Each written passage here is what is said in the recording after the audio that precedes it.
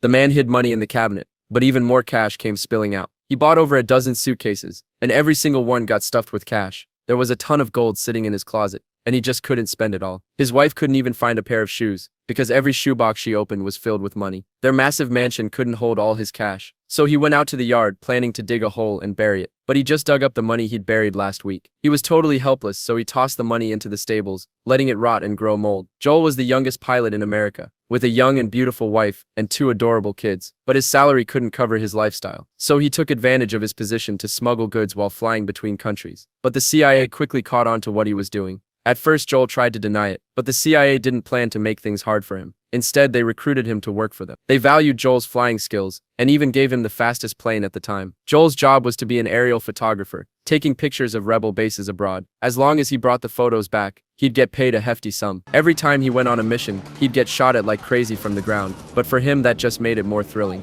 Every successful escape made him scream with excitement. To keep his wife from getting suspicious, he'd change back into his old uniform and drive home like he just finished work. The CIA was very satisfied with his work, but these missions weren't enough to make him rich, until one day he caught the attention of a local crime boss. The boss saw the value in his position, since he could cross borders freely, so they wanted to use the chance to have Joel smuggle goods into the US for them. He'd get $2,000 per kilo, and his plane could carry 300 kilos. One flight alone could make him $600,000. But the money wasn't as easy as it looked. To avoid inspection, they had to take off from forest clearings. There wasn't enough runway space, so every takeoff was a gamble. A lot of pilots before him had crashed straight into the trees. Luckily, Joel had the skills. Right when he was about to clip the treetops, he pulled the plane up. When he reached the drop point, he opened the hatch and dumped hundreds of kilos of goods everywhere. By the time he got to customs, all the evidence was long gone. He made a fortune off that work.